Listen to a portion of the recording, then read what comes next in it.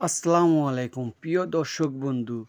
হুগলি জেলা ফুরফুরা শরীফ থেকে 4 কিলোমিটার দূরে নলেজ সিটির ময়দান থেকে আপনারা সরাসরি দেখতে পাচ্ছেন সেই আব্বাস সিদ্দিকী ভাইজানের স্বপ্নের এবিএস মাটি সদনের ভিডিও। সেটা আপনাদের সামনে তুলে ধরার চেষ্টা করেছি। আমরা সোশ্যাল মিডিয়ায় যতটুকু জানতে পেরেছিলাম এবং দেখেছিলাম যে এবিএস মাতৃ সদন কতটুকু হয়েছে এবং ওখানে আশপাশে কতটুকু কাজ হয়েছে এবং কতটুকু কাজ বাকি আছে, সেটা আপনাদের সামনে তুলে ধরলাম।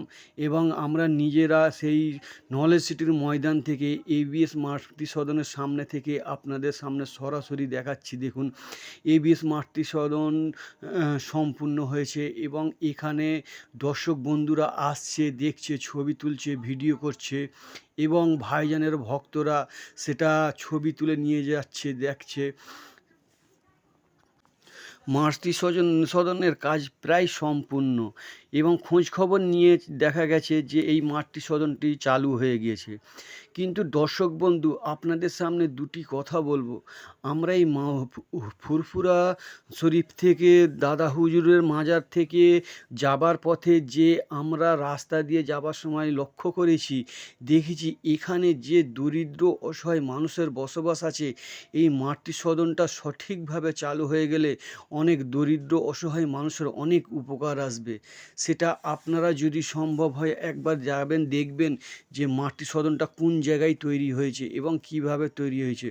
দর্শক বন্ধুদের কাছে আমি অনুরোধ করব এই মাতৃ সদনের জন্য এবং এখানে আরও যেসব কাজ বাকি রয়েছে সেই সব কাজের জন্য আপনারা সহযোগিতার হাত বাড়িয়ে দেবেন।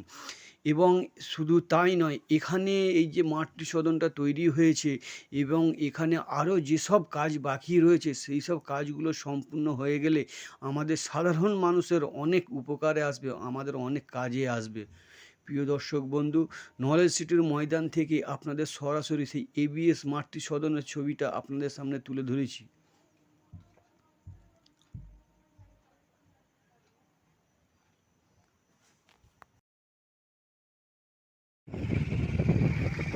প্রিয় দর্শক বন্ধু, এবারে আমাদের বিদায় নেবার পালা। সবাইকে শুভেচ্ছা ও ভালোবাসা জানিয়ে ভিডিওটা এখানেই শেষ করলাম।